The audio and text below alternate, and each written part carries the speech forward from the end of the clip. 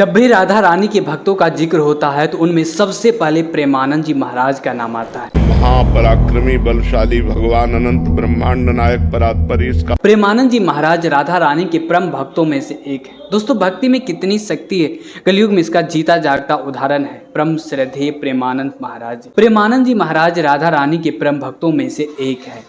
प्रेमानंद जी महाराज जी की भक्ति का ही असर है कि सालों से किडनी की समस्या से जूझने के बाद भी वह रोजाना अपने भक्तों और श्रद्धालुओं के लिए आश्रम चलकर आते हैं। कुछ लोग उन्हें भगवान का अवतार भी मानते हैं। आइए जानते हैं कि प्रेमानंद जी महाराज की असली नाम क्या है और उनके संघर्षपूर्ण जीवन की कथा के बारे में। इस समय मैं स्वतंत्र नहीं हूँ, मैं भक्ताधीन हूँ और आपने भक्त अम्बरीश का अपराध किया है। प्रेमानंद जी महाराज का असली नाम सन्यासी राधा वल्लभी संत अनिरुद्ध कुमार पांडे महाराज जी का जन्म एक गरीब ब्राह्मण परिवार में हुआ था। उनका पूरा परिवार भगवान के प्रति समर्पित रहा है। प्रेमानंद जी महाराज का जन्म स्थान सरसोल ब्लॉक आखिरी गांव कानपुर उत्तर प्रदेश में सन 1972 में हुआ।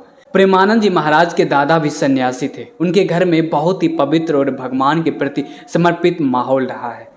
प्रेमानंद जी महाराज जी के पिता श्री शंभू पांडे ने भी बाद के वर्षों में संन्यास स्वीकार कर लिया था। उनकी पूजनीय माता श्री रामा देवी दुबे भी बहुत धार्मिक थी। वह सभी संतों का बहुत सम्मान किया करते थे। उनके माता पिता दोनों ही नियमित रूप से मंदिरों और अन्य धार्मिक स्थलों में संत सेवा किया करते थे। बाबा जी के एक बड़े भाई भी है। वे इस नेक काम के लिए अपने परिवार से अलग होने के लिए तैयार थे। जिस वक्त महाराज जी ने यह फैसला किया उनकी उम्र सिर्फ 13 वर्ष थी। वह बिना किसी को बताए सुबह 3 बजे अपने घर से निकल गए थे। युवा अवस्था में ही घर त्यागने के बाद उन्होंने निष्ठिष्ट ब्रह्मचारी की दीक्षा ग्रहण कर ली थी। संत के रूप में उनका नया नाम श्री आनंद स्वरूप ब्रह्मचारी था और इसके बाद उन्होंने जीवन भर के लिए संन्यास ले लिया था। महाकाव्य को अपनाने के बाद उन्हें एक और नया नाम मिला जो स्वामी आनंद श्रम है। महाराज जी ने अपने प्रवचनों में कई बार जिक्र किया है। वह अपने प्रारंभिक जीवन में भगवान शिव के भक्त थे। वह भगवान शिव की शिक्षाओं का पालन किया करते थे। उन्होंने किसी भी आश्रम या पदानुक्रमित जीवन को स्वीकार नहीं किया। उन्होंने अपने जीवन का अधिकांश जीवन अकेले और अन्य दिव्य संतों के साथ मिलकर बिताया। संत के रूप में बाबा जी ने कभी भी मौसम, भोजन, कपड़ों को लेकर किसी तरह की कोई परवाह नहीं की और वह हरिद्वार और वाराणसी के घाटों के आसपास ही रहा करते थे। वह हमेशा गंगा स्नान किया करते थे, फिर चाहे वह कड़कती हुई ठंड ही क्यों न हो। इसमें कोई संदेह नहीं है कि महाराज जी को भगवान शिव का आशीर्वाद प्राप्त था जो ज्ञान और करुणा की प्रकाष्ठा थे। हालांकि महाराज जी ने अपने लक्ष्य को नहीं छोड़ा और बाद में एक संत की प्रेरणा से प्रभावित होकर स्वामी श्री राम शर्मा द्वारा आयोजित रामलीला में गए।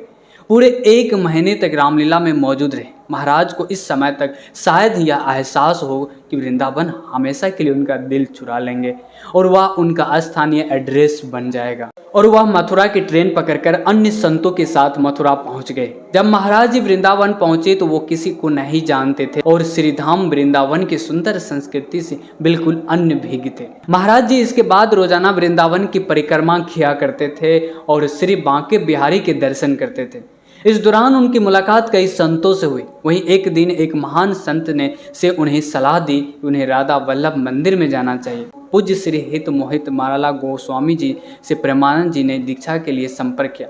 इसके बाद महाराज जी ने अपने वर्तमान सतगुरुदेव पूज्य श्री हित गुरांशी शरण जी महाराज जो सहचरी भाव के सबसे प्रसिद्ध और सम्मानित संतों में से एक थे से मिले। प्रेमानंद जी महाराज ने 10 वर्षों से अधिक समय तक अपने गुरु सतगुरुदेव की सेवा की। अपने गुरुदेव और श्री वृंदावन धाम के दिव्य आशीर्वाद से वे शीघ्र ही पूर्णतः सहचरी भाव में खो गए और श्री राधा के चरण कमलों में उनकी अटूट भक्ति विकसित हो गई और दोस्तों वह श्री राधा रानी की दिव्य शक्ति के अंश बन गए।